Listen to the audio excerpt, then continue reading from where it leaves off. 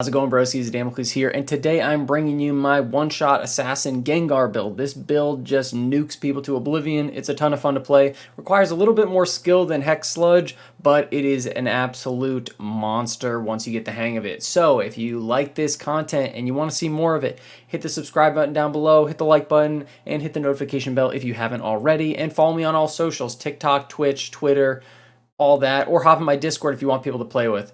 And obviously, this is how we got to start the game, right?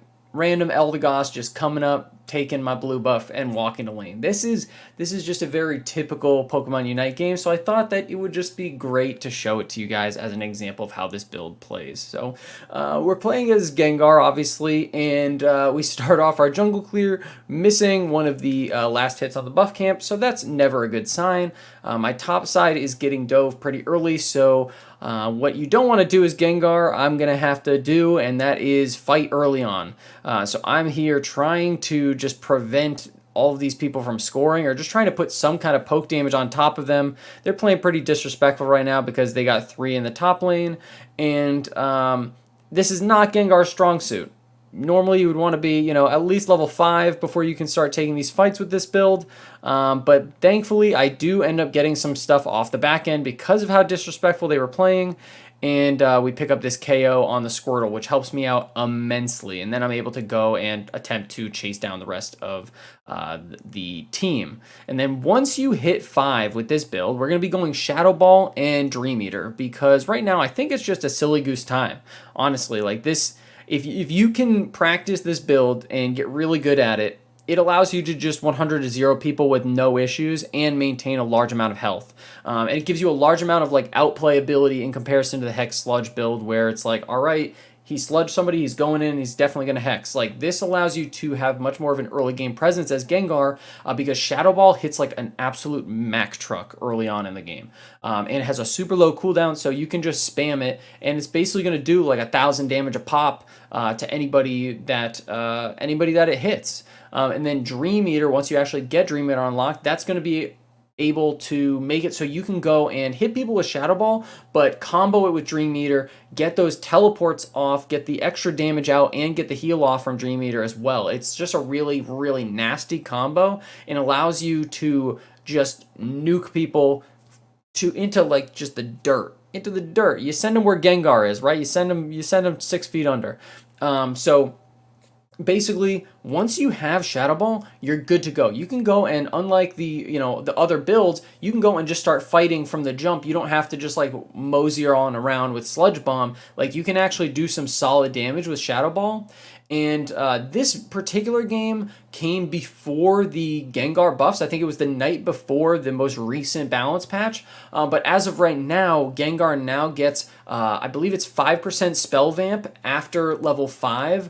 On all of his abilities that are used. So if you just take a certain percentage of the damage you're actually dealing with this build, which is a massive amount of damage, you're also going to be getting healed just at a base level from that. And then on top of that, Dream Eater also heals you when you jump onto somebody with Dream Eater.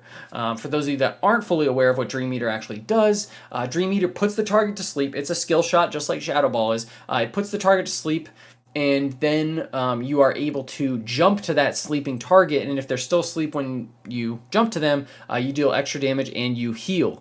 But the nice thing about Shadow Ball and Dream Eater is they reduce cooldowns. So, like, what I usually like to do, I like to hit him with the Dream Eater, I like to hit him with the Shadow Ball first, and then Shadow Ball is going to be on cooldown, then I hit him with the Dream Eater to follow up.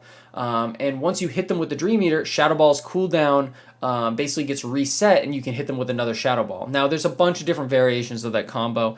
You could go and you could Shadow Ball, Dream Eater the first time, hit him with another Shadow Ball, then Dream Eater, then hit him with another Shadow Ball if you want to, or you could just go and Dream Eater Shadow Ball them first, because it still does a massive amount of damage. You can see right there like just how powerful it is once you actually start landing those Shadow Balls and the Dream Eaters on like primary targets, because it's super hard to actually have any kind of counterplay against this. Unless they're running some kind of like a cleanse, you're going to be able to just pop them because Dream Eater is going to put them to sleep.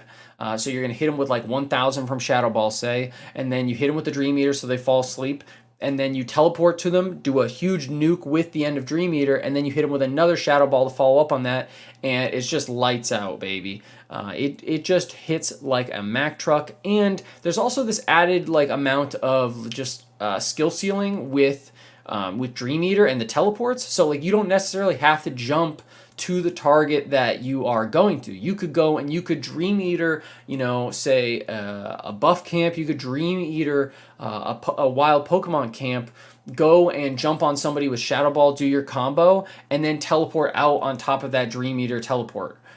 There's a multitude of different things you can do with it, and it is definitely more of a single target focused build in comparison to Hex Sludge, but I'm just finding it to be a lot more enjoyable to play, whereas like Hex Sludge can, even though it can be very oppressive, it is really obvious what you're doing, and I don't think it requires as much skill as this build does, which you may or may not like, but I feel like when people get popped by the Dream Eater and the Shadow Ball, even now, it's somewhat unexpected, like the amount of damage that you output, and I feel like you have a little bit more control of your damage spikes. So instead of just going and sludging someone and basically having to spam Hex and like hoping that your auto aim doesn't go crazy, right? So that you accidentally Hex on top of a core fish instead of your primary target.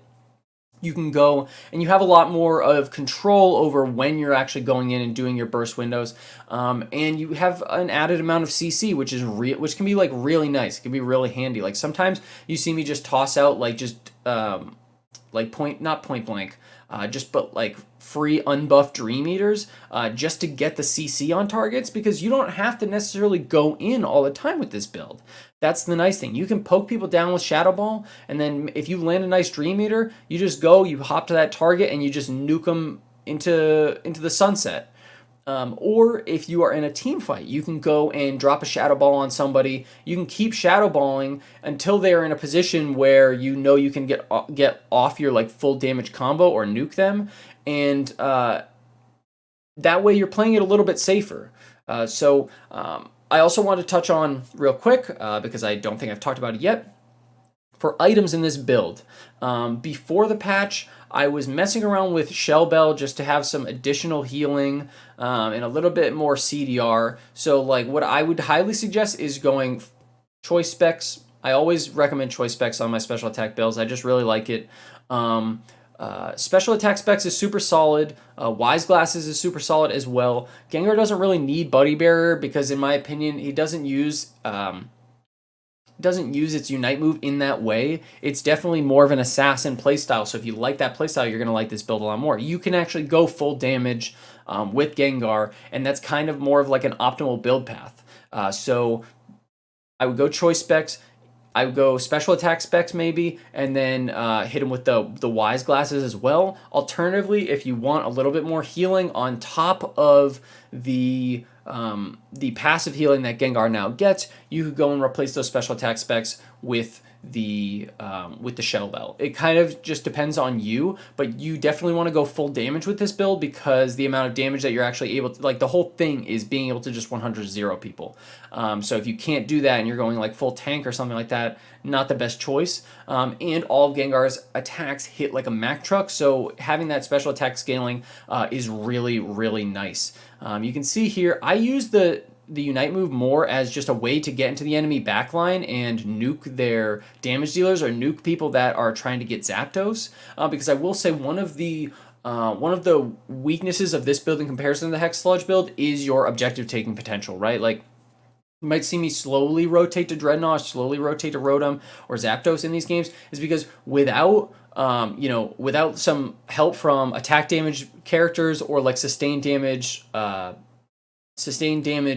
special attack characters, like, you're not really the best solo objective taker or the best objective damage dealer, because you are really relying on your burst potential. You're fantastic in team fights because you're slowing people, you are sleeping people, you're nuking people that you slow, and you're getting a lot of heals off. But when it comes to Zapdos, I like to play the keep away game. I like to play the team please don't throw this type of play style, meaning Okay, I see Greninja in the bottom side. I see Blastoise coming. Let me make sure that I'm wandering around so that I can land my Dream Eater or Shadow Ball onto them so that they can't steal Zapdos when my team is doing Zapdos, especially when we don't need to be doing Zapdos. So that's how I like to play this build. That's how I'm currently playing Gengar. I just think it's a lot more fun than Hex Sludge in my opinion, and the amount of damage output that you can like dole out is pretty insane. And it's really fun to get those outplays where you teleport, across the team fight away from the people that are trying to nuke you and stuff like that. So I hope you enjoyed this build. I hope you guys are liking these builds that I'm putting out. As always, there is a bunch of builds in the description. There's a whole playlist. I've got a ton of them. I like to play damage dealers specifically, but let me know what you guys want to see next as far as builds are concerned, because I'm more than happy to put some stuff out there. I am doing quicker guides, like 1-minute guides on TikTok and as YouTube Shorts. So if people are watching on mobile or something, you want to watch something there, go check that out in the channel as well. And hop into the Discord, follow me on Twitter, Twitch, wherever. I try to be responsive and talk to everybody. But that's going to be it for me, guys. Thank you so much for watching. This is what the damage output ended up looking like. I did 93,000 damage. We had 44,000 damage taken, which is a pretty decent amount of damage taken. But really that comes from the fact that we are also being able to stay in those team fights and healing up a lot with our Dream Eater and the Shell Bell in this particular case. But that's going to be it for me. Thank you so much for watching. I appreciate all the support. You guys have a fantastic Halloween season. I am going to be dropping more videos tomorrow and throughout the rest of the week, but please share your video suggestions. I try to, go off of what you guys want to actually see. So thanks so much. Have a good day. Damook is out.